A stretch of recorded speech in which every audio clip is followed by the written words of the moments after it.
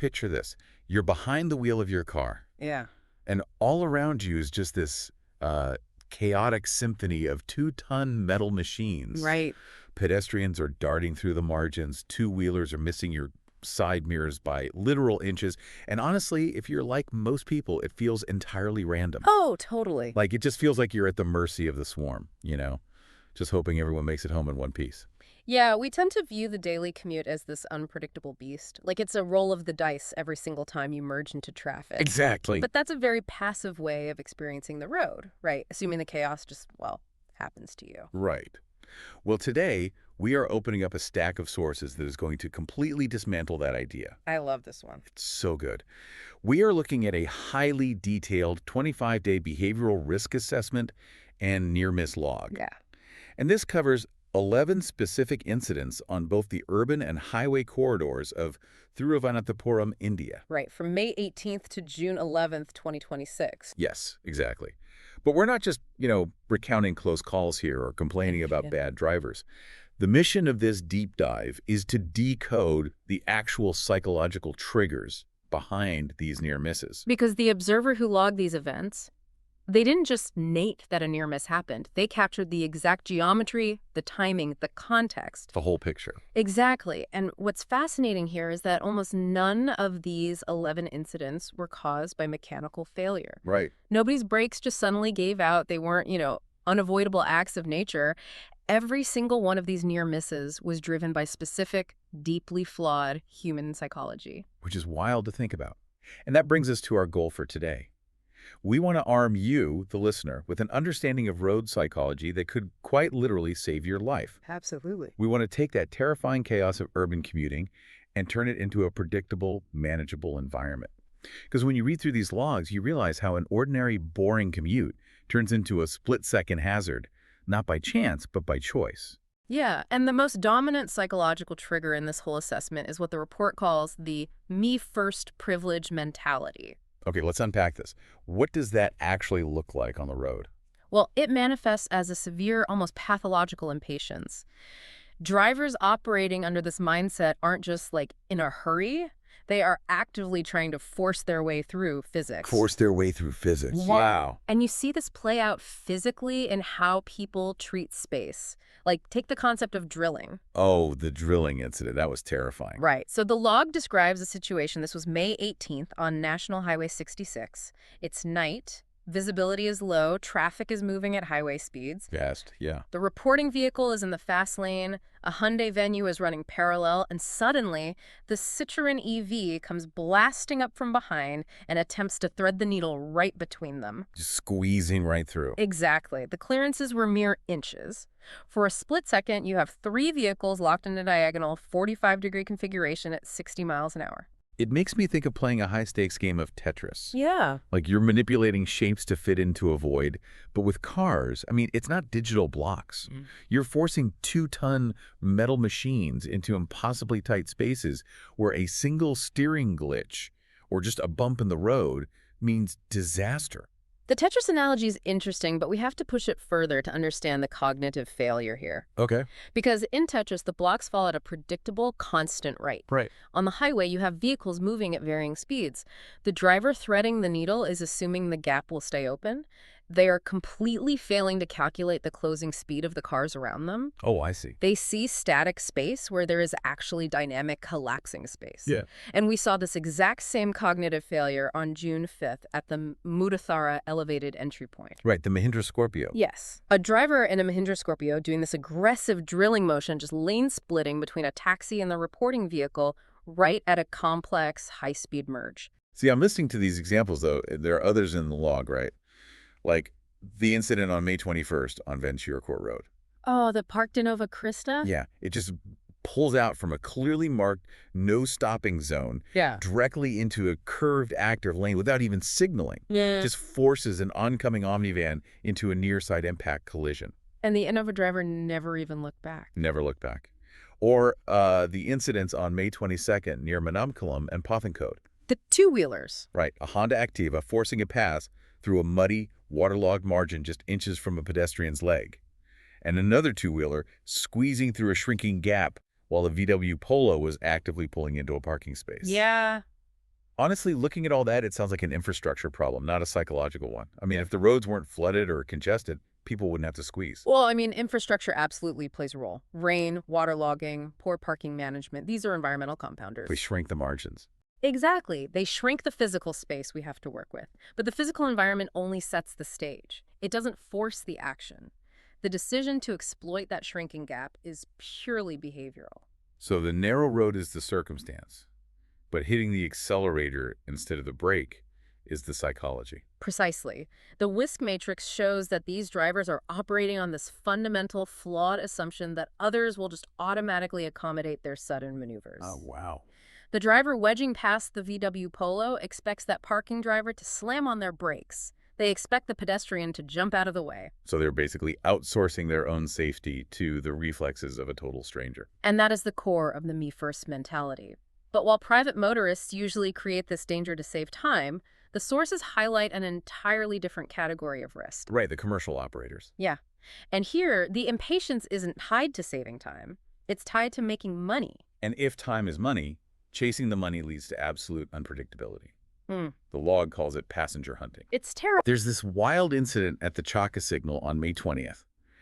An auto rickshaw driver is actively overtaking a private bus, like they are fully committed to the pass. Yeah. But then the driver spots two pedestrians on the footpath hailing a ride. And instantly, the objective changes. Right. Without any warning, the auto rickshaw driver swerves sharply across the lane at a 45-degree angle, straight toward the footpath. Cutting everyone off. Yeah, forcing the vehicle behind to slam on the brakes. The source material uses this really vivid analogy for this behavior. They call it the jackfruit sap mentality.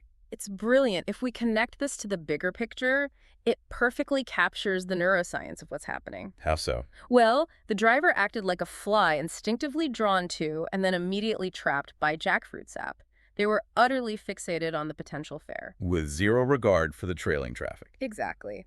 When we talk about peripheral vision collapsing, it's not a metaphor here. Under high task fixation, especially when a financial reward is triggered, the brain literally filters out irrelevant data to focus on the high-priority stimulus. Wait, so the brain of the auto rickshaw driver literally deleted the trailing 2-ton bus from its spatial awareness because the pedestrians were the prize. The bus basically ceased to exist in their cognitive map. That is insane. And you see this constantly. There's another entry from May 18th at the Anchakalender Pass. A Splendor motorcycle rider with no helmet executes this sudden, wide, semi-parabolic turn in the dark. Oh, right, toward a service road. Yeah, and no indicators. He just carved across the dark asphalt and nearly caused a pileup with an electric scooter and 2 passion motorcycles. The brain focuses on the destination and just discards the environment. It's like, okay, imagine someone walking briskly on one of those moving walkways at the airport. Yeah, I hate those. Right. And suddenly they stop dead in their tracks to pick up a dropped coin. They completely ignore the massive pileup of humans crashing into them from behind, all for a quick buck. Exactly. But my question is, as a driver out there trying to follow the rules, how are you supposed to defend against that? Yeah, it's tough. Like, how do you protect yourself against someone who abandons logic for a dropped coin? Well, it all comes down to the foundational currency of road safety, which is predictability. Okay. The social contract of the road relies on indicators and steady trajectories. When someone dismantles that contract, like with sudden parabolic turns or lacking indicators, your only reliable shield is defensive driving. Which means creating space buffers. Exactly. If you see an auto rickshaw near pedestrians or an unhelmeted rider, you have to anticipate the irrational move before it happens. Right, here's where it gets really interesting. Oh, yeah. We've established that sudden movements are dangerous. But the sources show that when you combine those sudden movements with severe situational awareness deficits and environmental blind spots, you get the highest severity near misses. Yes, what the report calls compounding errors. Uncounting errors, right. Let's look at the incident on Thiruvananthapuram Road from June 3rd. It is a masterclass in compounding distractions. It really is. So an auto rickshaw stops abruptly for a passenger. A pedestrian is crossing. And then there's this Hyundai Verna driver.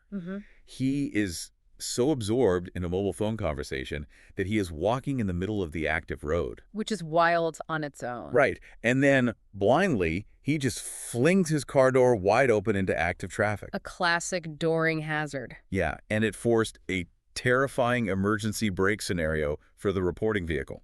Because any one of those actors alone is a manageable obstacle. But all three simultaneously, it creates this inescapable trap. But wait, so even if people try to follow the rules, the infrastructure itself can sometimes create the trap, right? Like the Al-Nazar supermarket incident on June 5th. Oh, the simultaneous turning conflict. This is a critical one to understand. Right, because a Maruti Wagon-R turns right, and it acts as this massive visual obstruction for the reporting vehicle trying to overtake it. A dynamic blind spot. Yes, and as the reporting vehicle overtakes, a delivery van from the opposite direction simultaneously angles into the exact same supermarket entrance.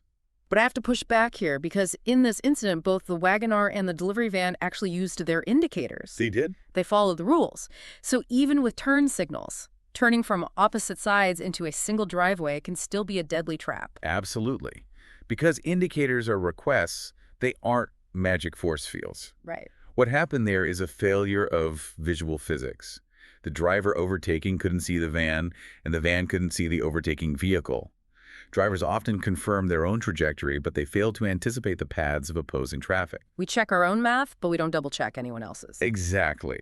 And the most severe event in the entire log from June 11th on the Decode elevated curve happened because of this exact flaw. Oh, that one was scary. An autorickshaw emerges from a side junction near the Venjaramadhu signage onto an elevated curved road.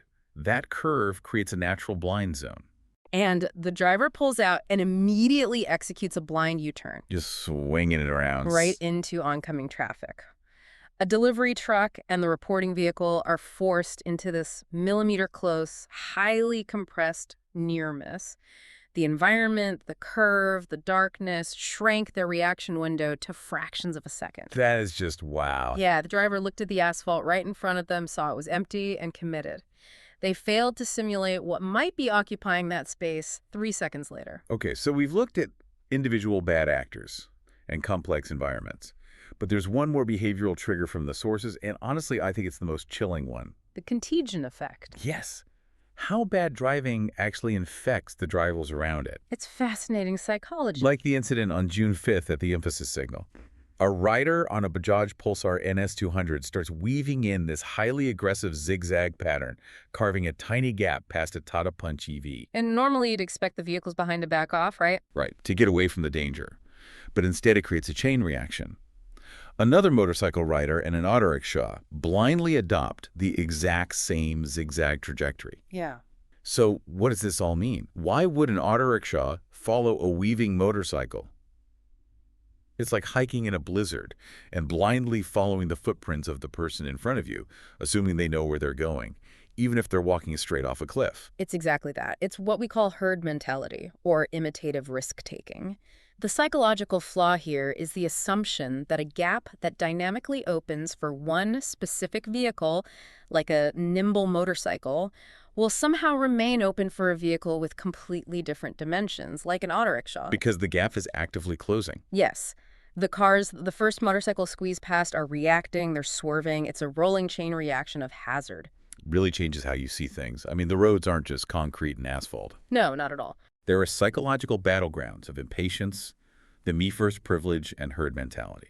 And the tragic part is that vulnerable users, pedestrians, two-wheelers, they bear the brunt of these split-second failures. Absolutely. So if you're listening to this right now, the next time you get behind the wheel, recognize that your safety isn't guaranteed by your car's brakes. It's guaranteed by your predictability. Exactly. Defensive driving. Anticipating the distracted phone talker, the passenger-hunting autorickshaw, the blind U-turn. That is your only true protection. We saw how aggressive driving creates a chain reaction, infecting the drivers behind them with that imitative risk. But it makes you wonder, could the opposite be true? Ah, that's an interesting thought. Right. Like, could your single act of patience, yielding to a pedestrian, leaving a wider gap, refusing to tailgate, create a reverse contagion? Yeah. Could your predictability actually calm the nervous systems of the drivers behind you, effectively reprogramming the traffic pattern? Next time you commute, test it out. You might just be the cure to the chaos.